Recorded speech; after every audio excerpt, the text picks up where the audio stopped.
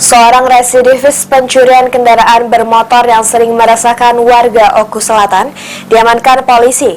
Tersangka nekat melakukan aksi karena tidak punya uang untuk membeli sabu.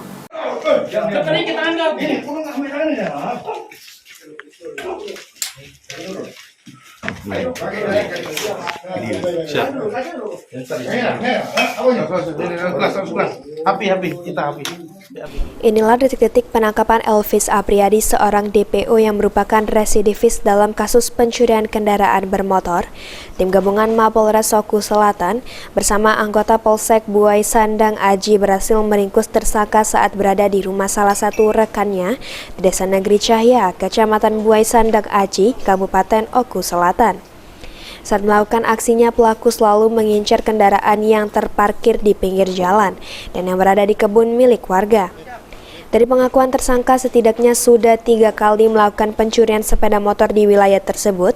Sepeda motor hasil curian dijual dengan harga 2 juta rupiah, sementara uangnya digunakan untuk membeli narkoba jenis sabu-sabu. Pelaku saat ini telah diamankan di Polsek Buai Sandang Aji. Berikut barang bukti sepeda motor hasil curian. Pelaku akan dijerat dengan pasal pencurian dengan ancaman 7 tahun penjara. Sudah pernah? Sudah. Itu kasus apa tuh? Motor. Ini yang keberapa kalinya? Yang kedua.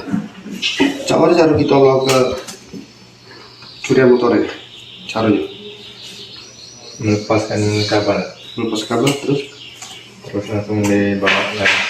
kita ada pengetahuan itu dari mana bisa tanpa kunci jadi Ya, memang sudah kayak gitu kuncinya. Kuncinya sudah nggak ada kunci gitu? Nggak ada, memang sudah pakai kabel. Pakai kabel. Oh. Yang terparkir apa memang yang di dalam rumah deh?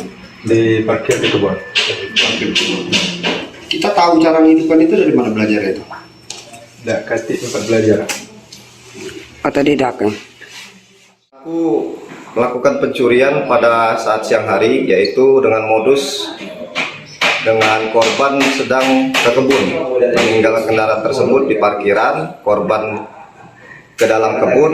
Nah, si pelaku ini mengintai terlebih dahulu, kemudian dengan cara merusak kabel-kabel untuk menyalakan sepeda motor tersebut. Kurang lebih 5 menit pelaku bisa menyalakan motor tersebut. Itu kalau Polsek itu tanpa menggunakan kunci T ya, berarti merusak kabel kayak itu? Iya, tanpa menggunakan kunci T, karena pelaku ini sudah terbiasa. Untuk kejadian kemarin tanggal 25 Agustus, motor yang pertama, kemudian motor yang kedua pada tanggal 28 Agustus 2023. Untuk pelaku sendiri ini, kabar sudah pernah dilakukan penahanan sebelumnya? Betul, untuk pelaku pada tahun 2010 merupakan pelaku tindak kejahatan pencurian juga. Sri Fitria, PAL TV.